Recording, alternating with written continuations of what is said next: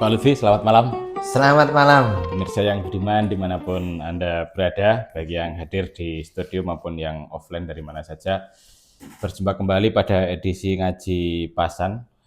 Pada kesempatan malam hari ini kita akan membahas satu tema dari esai Abdurrahman Wahid, judulnya Dapatkah Kita Menghindarkan Perang Dunia Ketiga, Pak Lutfi. Temanya Abdurrahman Wahid pada saat itu.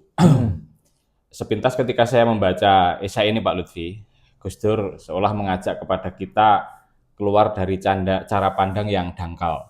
Ya. Berkaitan dengan konflik global. Esai ini ditulis di tengah memanasnya geopolitik dunia pada saat itu, di mana ketegangan antara Barat itu seringkali dihadapkan dengan dunia Islam, seolah-olah Barat itu selalu bersitegang dengan Islam begitu. Serta pada saat itu maraknya aksi terorisme global. Maka kemudian esai Gus Dur dengan judul Dapatkah Kita Menghindarkan Perang Dunia Ketiga.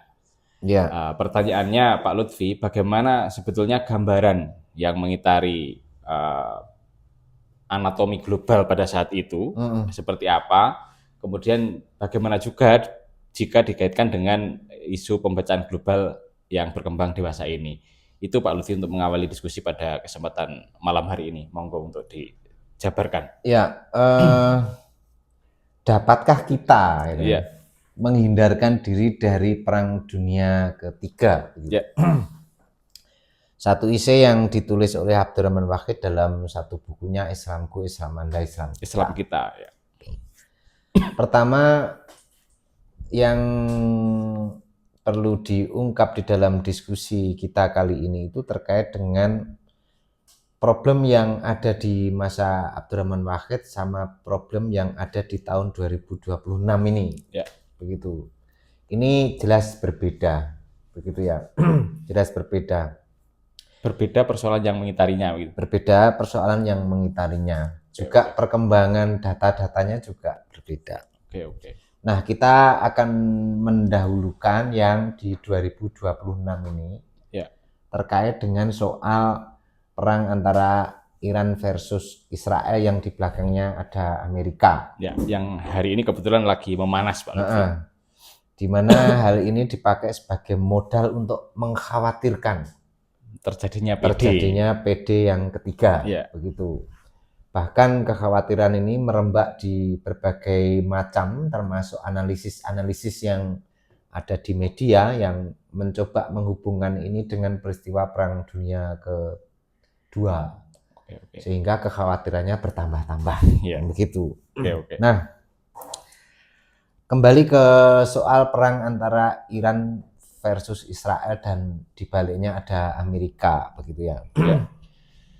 Dalam hal ini kita mesti melihat bahwa apa sebetulnya yang terjadi terkait dengan awal-awal yang kemudian Iran ini betul-betul gregeten begitu kepada Israel ini sehingga harus ngebom ke sana.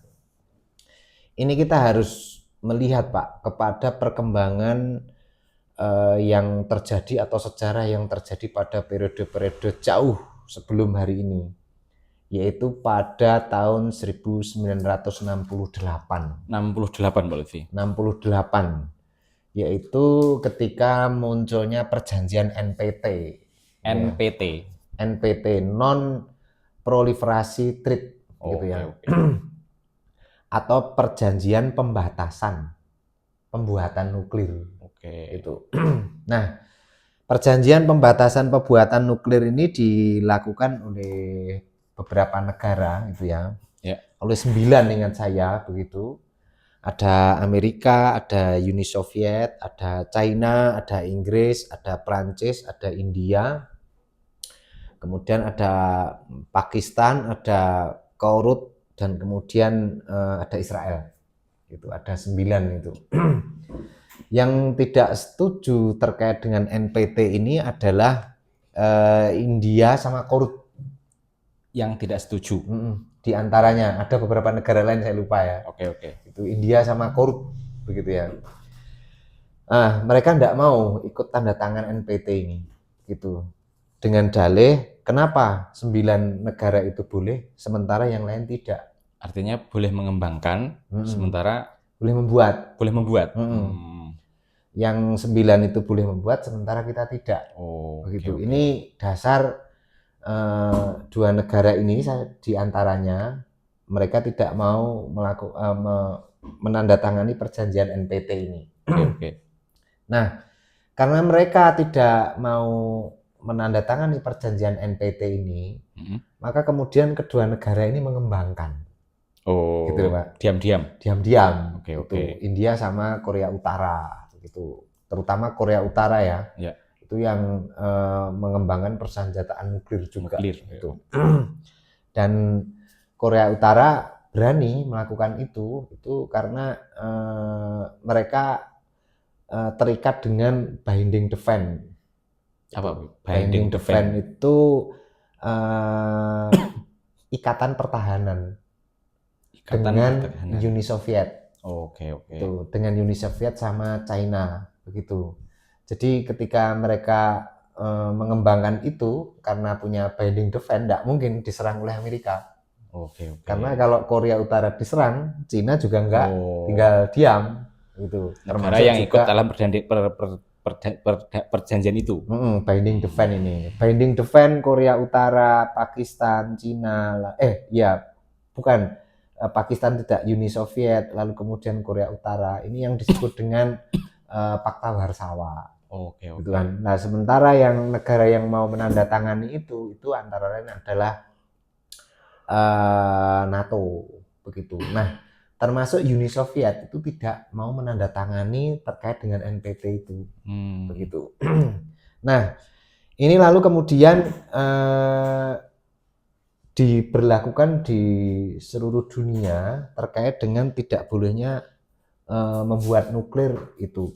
Cuman Korea Utara, Amerika tidak berani, begitu, karena ada binding defense tadi. Gitu ya. Nah, perjanjian ini berlanjut terus-menerus dan ditaati kecuali Korea Utara dan India. Mereka mengembangkan, begitu. Artinya sejak awal ketika NPT ini dibuat, itu pelanggarnya sudah ada. Gitu ya. Cuman tidak berani, karena menyerang Korea Utara itu memicu Perang Dunia Ketiga, Pak. Karena ada binding defense itu tadi. Karena tidak ada yang berani, maka kemudian Korea Utara terus-terus mengembangkan itu. Nah, ini lalu kemudian berlanjut sampai kemudian tahun 2017. Jadi mulai 68 sampai 2017. Ini diperbaharui yang namanya terkait nuklir ini. Kalau di awal itu perjanjian terkait tidak boleh membuat nuklir, maka di 2017 ini perjanjian itu dikembangkan lagi, bukan hanya tidak boleh membuat, tapi juga tidak boleh mengembangkan, tidak boleh lagi mengajarkan ilmu nuklir, dan tidak boleh menyebarkan ilmu nuklir itu kepada negara-negara yang belum membuat nuklir. Malah gitu. Diperketat ini. Itu 2017 yang disebut dengan perjanjian TPNW itu. Itu termasuk di dalam hal ini yang melarang terkait dengan pengembangan nuklir. Yang pertama pembuatan, yang kedua pengembangan. Nah, ini. Nah, lalu kemudian setelah muncul larangan TPNW di 2017 itu terkait dengan pengembangan nuklir ini lalu kemudian tidak dikira, begitu. Ada satu intelijen Mossad dari Israel ini ya, yang mencoba mencurigai Iran. Yang Iran ini ternyata mengembangkan pabrik uranium, gitu loh. Mengembangkan pabrik uranium yang itu dikembangkan oleh Iran, yang tentu tempatnya sangat rahasia karena itu rahasia militer, yang tahu intelijen lah. Nah, cuman informasi dari beberapa yang ada, termasuk media itu katanya itu si Mossad ini mampu menerobos pintu itu, lalu kemudian kan di segel pintu besi begitu, itu dilas begitu loh Pak. Dilas, lalu kemudian diambillah yang namanya data tentang pengembangan nuklir di uranium itu tadi di Iran itu. Nah, yang menjadi soal, yang ditolerir terhadap nuklir itu kan 367, sekian kilo ya, pabrik uranium yang itu bisa untuk listrik, tujuan pengembangan energi. Nah itu saya enggak tahu, itu konon katanya data yang diambil itu 4 kilo sekian gitu. Nah ini disetorkan kepada pihak Amerika. Gitu loh.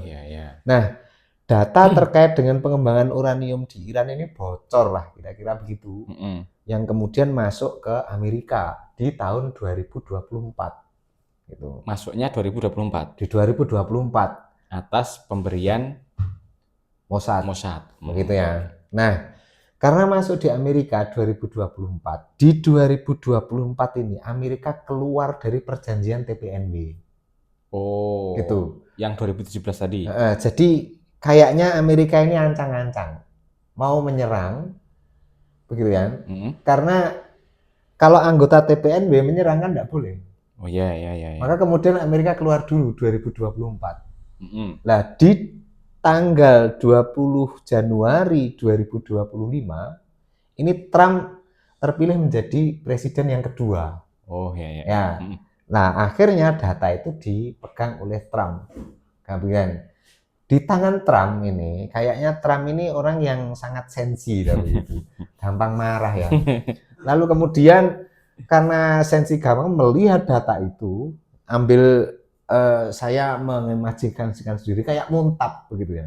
Wah, ini Iran mulai kurang ajar ini. Ancaman ini. Ini mau enggak mau harus dihentikan begitu. Nah, dari informasi intelijen yang ada, itu ada 3 lokasi.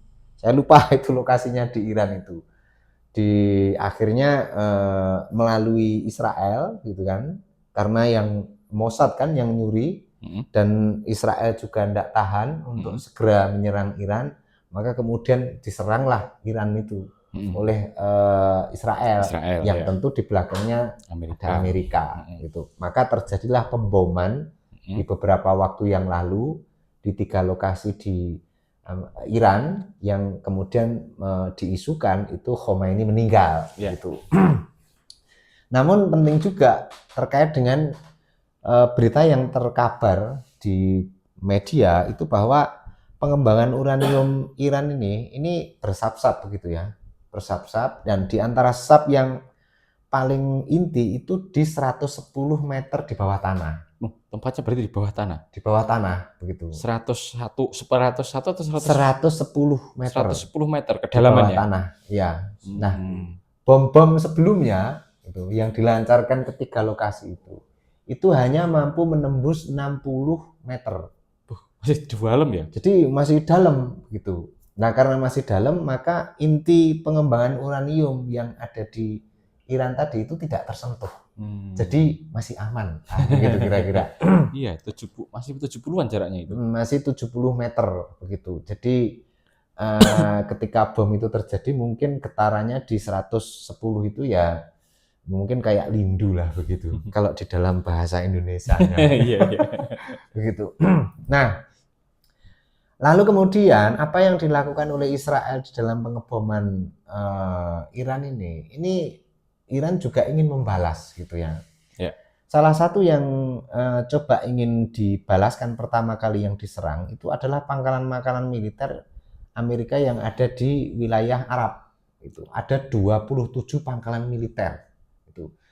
Mengapa kok 27 pangkalan militer? Karena 27 pangkalan militer yang ada di Arab itu adalah tempat-tempat di mana di situ kilang minyak Arab menjadi sumber bagi minyaknya Amerika. Gitu. Makanya seiring jumlah pangkalan militer, seiring ada minyak yang dilindungi.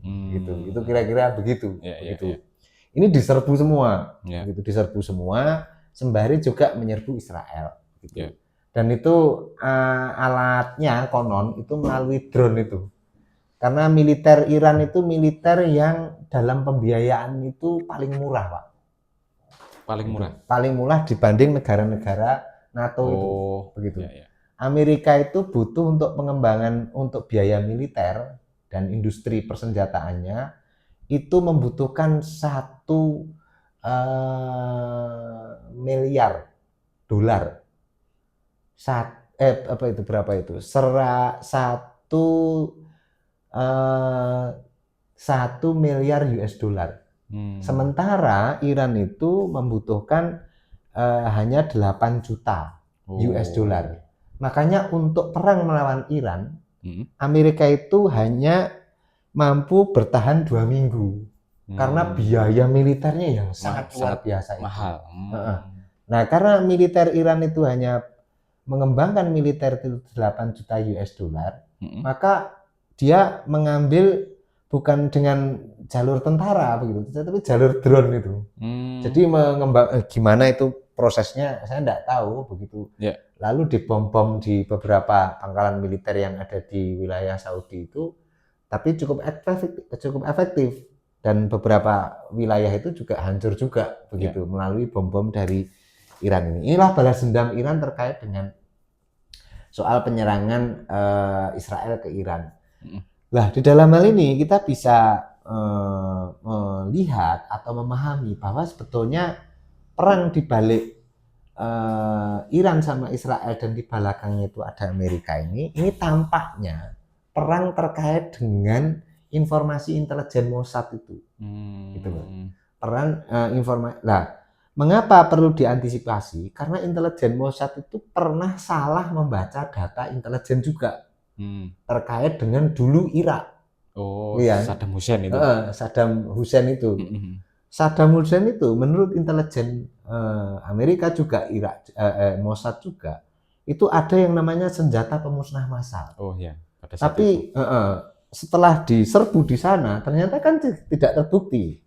Karena tidak terbukti, lalu kemudian ini gimana? Ini Saddam Hussein sudah terlanjur digantung. Termasuk juga di dalam hal ini Muammar Gaddafi di Libya. Itu juga kesalahan pembacaan intelijen juga. Nah di dalam hal ini maka kemudian ini soal kesalahan pembacaan intelijen. Ini loh yang menjadi soal itu intelijensi ini. Intelijen khususnya intelijen Israel, Mossad itu. Maka kemudian penting di dalam hal ini untuk memahami terkait dengan perang yang terjadi antara Iran versus Israel sama Amerika ini. Ini jangan-jangan Trump ini gitu terlalu menggebu-gebu di dalam membaca data sehingga tidak jeli apakah verifikasi data Mossad ini betul-betul 100% benar. Jangan-jangan salah lagi kayak Irak itu begitu. Nah, mungkin di dalam konteks ini Prabowo hadir mencoba menengahi persoalan MIS ini. Kendati dibully berbagai pihak. Kendati dibully begitu. Kayak anak MI melerai anak SMA yang sedang berkelahi. Ya kan persoalannya kita tidak tahu. Bisa jadi ini persoalan MIS itu ingin diselesaikan dengan soal itu. Nah, kemudian terkait dengan Khomeini yang berita hari ini terbunuh itu ya. Saya ingin mengatakan bahwa penting di dalam hal ini dalam menganalisis berita.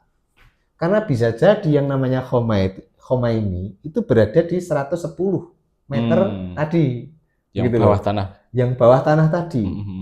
Nah, karena kebutuhan klaim. Sebaliknya kan juga ada klaim kan? Nah, karena kebutuhan klaim terkait dengan terbunuhnya pemimpin. Jika misalnya pemimpin itu mati, maka kemudian ini secara psikologis akan menyebarkan satu bentuk pelemahan. Makanya kemudian ini bisa jadi loh ya, bisa jadi. Karena di dalam situasi perang begini, itu media itu juga penting Pak untuk dibaca secara kritis pula. Jangan-jangan itu klaim juga, begitu loh. Nah demikian juga. Iran itu juga punya klaim terkait ketika menyerang Israel itu dia punya klaim Netanyahu terbunuh. Begitu. Jadi ini kayak perang klaim gitu loh. Karena perang klaim di dalam hal ini itu penting karena yang namanya perang itu adalah muslihat.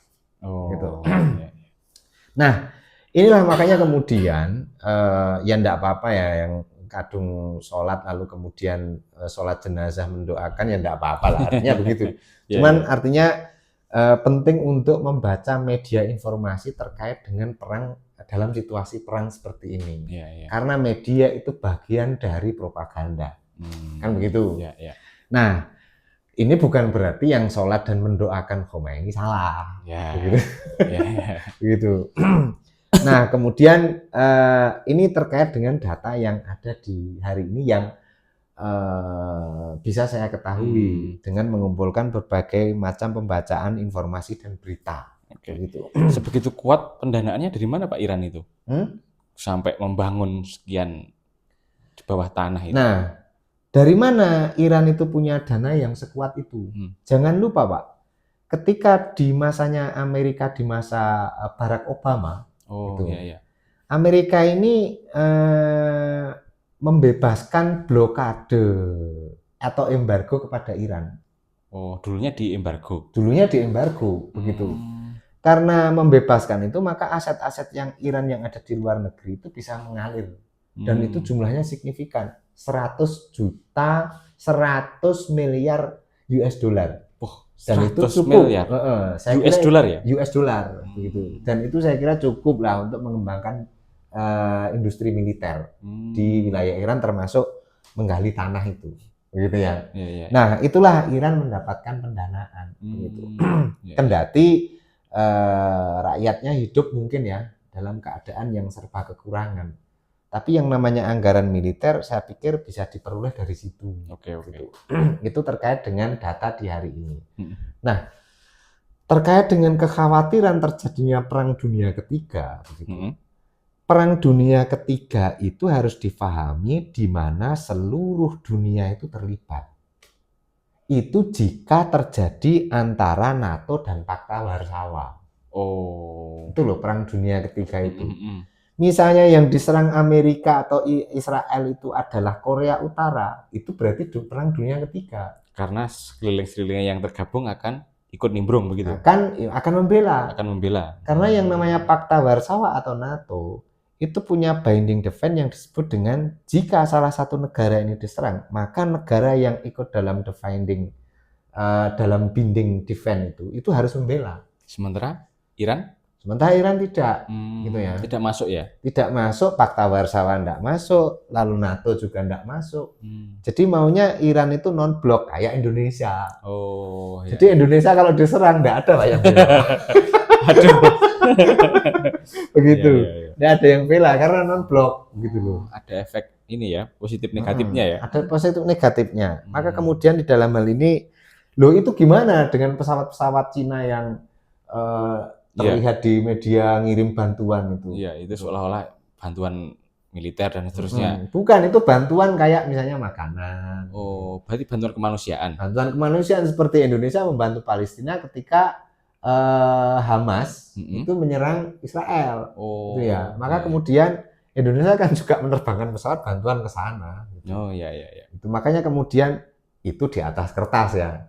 Terkait dengan bagaimana pembantuan senjata terselubung kita nggak tahu loh Pak. Karena itu rahasia militer. Gitu ya. Oh iya. Nah, disitulah kita penting untuk membaca di dalam hal ini.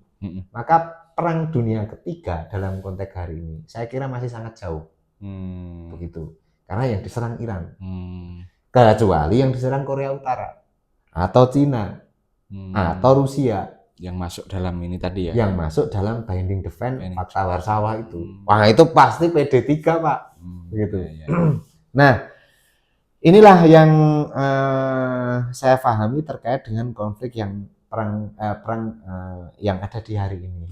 Nah, ini berbeda ketika misalnya kita membaca tulisan Abdurrahman Wahid yang berjudul mungkinkah kita menghindarkan diri dari perang dunia ketiga. Itu.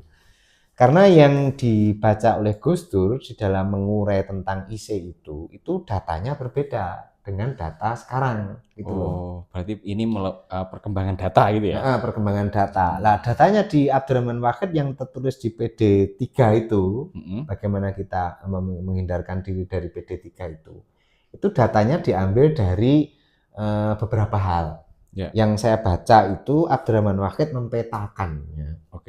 Memetakan 3 sayap utama gerakan yang ada di masa itu. Yang pertama dikenal dengan istilah gerakan Leninisme, sosialis Leninis, yang itu di masa itu diantaranya di Fidel Castro itu loh, Kuba, gitu, Afrika itu Kuba itu, ya. Termasuk juga di Mesir itu ada Jamal Abdel Nasser, ya. Itu Fidel Castro dan seterusnya. Dan banyak loh sosialisme Leninisme dianut di waktu itu. Begitu. Nah, itu bloknya blok Pakta Warsawa. Nah, ada lagi sayap yang kedua, yaitu sayap Islam ideologi. Ini datanya Gus Dur, ya, yang ada di buku itu loh. Sayap ideologi ini adalah sayap tentang Islam transnasional. Tapi berarti gerakannya internasional itu Pak Lutfi? Internasional gitu. Karena tran itu kan melewati, lintas. Lintas nasional, gitu. Ada yang namanya Abul A'la Maududi Jamaluddin Al-Afghani. Ini memimpikan satu konsorsium Islam, negara-negara Islam, gitu loh. Buat blok begitu maksudnya? Blok Islam. Seperti hanya blok Pakta Warsawa sama blok NATO. Ini maunya blok Islam, gitu, yang digagas oleh Abul A'la Maududi sama Jamaluddin Al-Afghani itu, yang dikenal dengan Islam transnasional itu. Atau biasa disebut fundamentalis sama itu? Beda. Kalau fundamentalis itu mengacu kepada ajaran, gitu ya. Kalau politik biasa dikenal dengan istilah Islam transnasional. Itu perspektif politiknya kan begitu. Nah, lalu kemudian ada sayap yang ketiga. Sayap yang ketiga ini adalah gerakan-gerakan moral agama. Jadi tidak menggunakan pendekatan transnasional itu. Tidak mau membuat blok. Tidak. Nah, gerakan-gerakan ini gerakan yang ada di partai-partai berbasis agama. Itu kan disebut di tulisan Wahid itu ada Bharata Janata Party di India. Itu yang mengusung tentang ideologi moral Hindu. Nah, begitu. Ada Partai Soko Gakkai apa itu di Jepang, itu gimana itu bacanya itu, ya. Itu yang mengusung moral Buddha, begitu. Ada yang namanya di Turki itu siapa itu, saya lupa namanya. Itu juga mengusung itu. Nah, partai-partai ini mengusung dalam konteks jengah terkait dengan Islam transnasional. Jadi ini kritik atas gerakan Islam transnasional. Nah, begitu loh. Mengusung moral agama tapi bukan ideologisasi Islam. Nah, itu kalau di Indonesia ada PKB dan seterusnya itu. Nah, ini sayap yang ketiga. Nah, di antara sayap yang ketiga, saya pikir terkait dengan pertanyaan Wahid yang mengacu kepada isinya itu. Bisakah kita menghindarkan PD3? Itu maksudnya yang dikhawatirkan terkait dengan PD3 itu Islam transnasional ini. Berarti efek ini Pak Lutfi, berbagai isu pada saat itu kan termasuk bom bunuh diri dan seterusnya yang berkembang pada saat itu termasuk transnasional ini. Iya, itu misalnya kayak bom Pentagon. Oleh Usama bin Laden, ya. Terus di Bali Nurdin siapa itu? Nurdin M-Top apa siapa? Imam Samudra apa siapa itu, masa-masa Islam bom lah. Gitu. Terus di Jakarta ada JW Marriott gitu. Itu kan Islam transnasional gitu.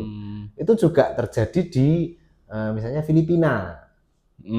Gerakan Muslim Moro gitu loh, Muslim Moro ini. Nah,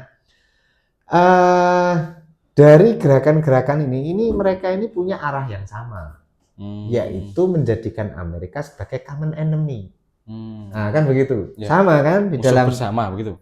Sama kan kayak Iran dan beberapa negara yang terhegemoni itu menjadikan Amerika sebagai common enemy. Nah, mungkinkah common enemy yang dibuat Islam transnasional yang sudah bom-bom beberapa itu? Dan itu sasarannya Amerika, Pak. Sama sampai menyebut Amerika negara kafir itu. Atau Darul Harb itu. Makanya ngebom Amerika bagian dari jihad itu. Itulah makanya kemudian mungkinkah ini begitu loh. Dalam pertanyaan Wahid terkait dengan soal bisakah kita menghindarkan diri dari Perang Dunia Ketiga itu? Nah, tentu di jawaban Abdurrahman Wahid tidak, masih sangat jauh. Tidak ya? Karena di antara gerakan-gerakan transnasional itu tidak mampu menyatukan negara-negara yang berpenduduk Muslim untuk bersatu di dalam satu kesatuan seperti bersatunya Pakta Warsawa atau NATO. Begitu. Paling yang ada gerakan-gerakan sempalan seperti Muslim Moro. Di Indonesia ada HTI, ada JI dan seterusnya. Lalu kemudian ada Darut Tauhid, misalnya begitu. Hanya begitu sempalan-sempalan itu, bukan mewakili negara, begitu. Nah, di dalam konteks itu, jika pertanyaannya mungkinkah kita bisa menghindarkan PD3 di dalam konteks data seperti itu, itulah yang saya pahami terkait dengan tulisan Wahid, Abdurrahman Wahid, yang mencoba memprediksi kemungkinan Perang Dunia Ketiga. Maka di dalam hal ini jawabannya jauh. Karena apa? Karena transnasional tidak ada satupun yang berhasil menjadikan negara-negara Islam itu disatukan dalam konsorsium bersama. Tidak gitu. Sampai pada blok baru ya? Tidak sampai pada satu blok baru. Oke. Nah, inilah perbedaannya. Begitu. Perbedaan antara pembacaan di masa Abdurrahman Wahid terkait dengan data itu dan pembacaan di 2026 sekarang. Nah, lalu kemudian juga jangan lupa di masanya Abdurrahman Wahid itu di masa ketika George W. Bush kalau nggak salah ya, itu 90-an, di mana menyerang Saddam Hussein itu. Nah, begitu menyerang Saddam Hussein itu. Nah, memang yang namanya Amerika itu kekhawatirannya terkait dengan dunia Timur Tengah itu sangat luar biasa begitu. Sehingga ada gelagat-gelagat dikit, ada isu terkait dengan bom pemusnah massal atau senjata biologi itu langsung menyebu Irak pada waktu itu, walaupun itu tidak terbukti. Mengapa jadi kesalahan pembacaan intelijen. Mengapa Pak selalu sensi begitu? Kenapa kira-kira? Ya karena ingin mempertahankan dominasi Pak, dengan dalih menggunakan NPT tadi, non proliferasi treaty itu loh. Gitu. Dalihnya itu, gitu. Makanya kemudian Amerika seolah paling sensitif terkait dengan soal-soal nuklir, begitu ya. Oke. Dan juga Pak, alat pertahanan utama di dalam konteks globalisasi sekarang itu biasanya dua, gitu ya. Pertahanan negara ya, agar tidak diobok-obok itu. Kalau Anda tidak berlindung di bawah Pakta Warsawa atau yang satunya tadi atau NATO, maka Anda harus punya nuklir. Gitu. Mas. Dan Indonesia belum punya itu. Maka Indonesia ini basis pertahanannya mungkin sangat lemah ya, terkait dengan jika sewaktu-waktu diserang kayak Iran begitu, gitu. Drone untuk dikembangkan sebagai teknologi militer juga enggak punya. Ini informasi yang saya tahu. Saya enggak tahu kalau punya, gitu. Karena rahasia gitu. Rahasia militer juga. Rahasia militer gitu. ya. Dan kayaknya sibuk korupsi deh. itu masalahnya. Kemudian ketika Pak Prabowo itu mau berangkat ke Iran gitu. Nggak usah lah, ulurkan aja perhatian kepada rakyatmu, rakyatmu butuh banyak perhatian dan seterusnya itu narasi-narasi begitu kan banyak berseliweran itu. Nah untuk di kedepannya saya pikir Indonesia juga perlu mengembangkan soal-soal militer itu, karena bisa jadi misalnya kayak Barack Obama ya. Barack Obama itu sangat harmonis sama Iran, tapi ketika rezimnya ganti Trump itu berubah. Jadi yang namanya negara itu pro kita apa tidak, itu tergantung rezim yang berkuasa. Jadi bisa jadi kita ini sedang akrab-akrabnya sama beberapa negara di luar sana. Tapi ganti rezim bisa jadi berubah. Makanya kalau tidak siap-siap, pentingnya kekuatan militer. Gitu loh Pak Bowo. Oke, terima kasih. Jadi kalau itu ada pertanyaan, mungkinkah kita menghindarkan diri dari PD ketiga? Itu sangat mungkin. Sangat mungkin. Dan PD3 saya pikir jauh lah. Dengan melihat berbagai data dan perkembangan data baik di ketika Gus Dur menulis esai itu maupun isu yang berkembang dewasa ini. Dewasa ini di tahun 2026 ini. Saya pikir begitu. Terima kasih Pak Lutfi. Terus ini Pak Lutfi, banyak narasi yang menggiring opini bahwa Perang Dunia Ketiga itu seringkali digiring ke dalam narasi perang antara Islam dan Barat. Benar atau salah itu? Salah itu, Pak. Tidak selalu begitu ya? Iya, salah itu. Ini soal intelijen tadi loh. Iya, soal intelijen ya. Terus selain itu ada juga yang berkembang. Perang itu seolah-olah akar konfliknya adalah selalu berawal dari akar agama begitu. Benar apa tidak juga itu? Ya kalau di dalam melihat konteks hari ini tidak. Itu hanya menghubung-hubungkan saja. Seolah-olah yang namanya Iran itu Islam, lalu Amerika itu kafir, itu memacu reaksi bantuan kepada Iran begitu. Ini ya tidak benar itu. Saya pikir jauh sekali ya. Itu soal informasi intelijen Mossad tadi loh, yang terkait dengan pencurian data pengembangan uranium. Dari situlah kemudian kita ini ya, kalau begitu pentingnya menyaring informasi yang kita baca dari berbagai media yang beredar begitu. Yang beredar. Dan juga ada kan perjanjian dunia NPT itu. Non-proliferasi trade itu. Perjanjian tentang pelucutan senjata nuklir itu. Jadi enggak mudah ya untuk mengembangkan nuklir di hari ini. Ya gitu. Dan yang sensi di Amerika terkait dengan penyerangan itu ya nuklir. Gitu. Apa bisa jadi karena ini Pak Lutfi, minyak dan nanti hegemoni ekonomi dan seterusnya itu bisa jadi enggak itu? Bisa jadi kalau itu isu dibawa Trump. Gitu loh. Trump menyerangkan isunya itu. Nah, pertanyaannya, Trump kok terdorong begitu kenapa? Nah, ini pasti ada oligarki di belakangnya. Oh, begitu ya? Ya. Ada sekelas Trump ada oligarki di belakangnya juga? Ada juga, Pak.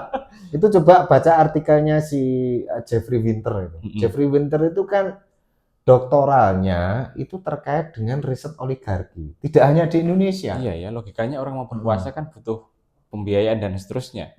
Jadi Trump naik menjadi presiden itu ada bohir-bohir ya.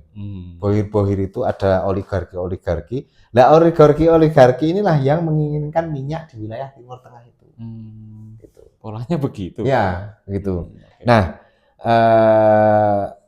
menggunakan Trump agar Trump ini mau menuruti kepentingan oligarki. Itu pembacaan saya.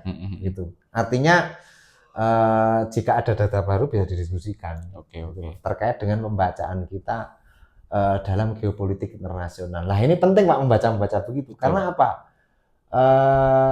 Supaya di dalam hidup bernegara ini siap-siap gitu loh.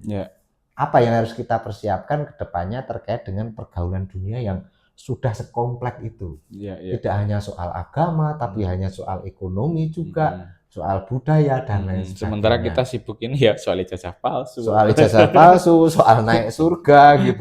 Itu porsinya dikurangi lah. Gitu. Iya. Ini dunia sudah gak karu-karuan begini. Orang sudah berpikir nuklir, terbang antariksa, mengembangkan satelit. Anda mikirnya kok ijazah palsu, MBG, lalu kemudian soal surga, neraka, dan seterusnya. Ya itu ada. Bukan berarti tidak penting, tapi porsinya mungkin. Porsinya jangan besar-besar. Sehingga kehabisan energi kita di wilayah ini. Kehabisan energi, tidak belajar gitu. Oke. Saya kira demikian. Ada yang ingin ditambahkan Pak Lutfi di episode kali ini? Saya kira yang penting harus dibawahi bahwa perang ini bukan perang agama. Betul. Saya setuju itu. Yang kedua, kita harus melihat bahwa apa yang dibalik penyerangan Iran terhadap Israel dan sebaliknya, itu terkait dengan informasi intelijen pencurian data pengembangan uranium yang dilakukan oleh Mossad itu, yang itu membuat Trump sensi sehingga harus menyerangnya itu. Jadi ini soal perang diplomasi militer dan intelijen. Oke. Dan itu intelijen itu menyebar kemana-mana lah begitu. Termasuk Indonesia ya mungkin ada, kita nggak tahu siapa. Saya kira demikian pemirsa, mudah-mudahan satu perspektif ini bisa menambahkan hasanah begitu dalam rangka pembacaan geopolitik internasional gitu. Iya. Kendati kita kecil bukan berarti tidak boleh bersuara atau yang lain, tetapi dengan begitu mudah-mudahan kita membaca informasi dan menerima informasi itu tidak dari hanya satu media saja. Ya, dengan begitu kita akan menyampaikan pada satu kesimpulan itu juga tidak asal-asalan. Iya. Kalau melihat gentingnya begini, yang mau korupsi itu hitung-hitung ini negara ini bahaya. Gitu. Ya betul juga itu, korupsi, kolusi dan nepotisme yang hampir mengakar di seluruh apa Pak Lutfi? Di seluruh apa? Ya mengakar sampai urat nadi lah. Begitu. Saya kira demikian pemirsa, sampai jumpa di edisi berikutnya. Terima kasih Pak Lutfi, selamat malam. Selamat malam.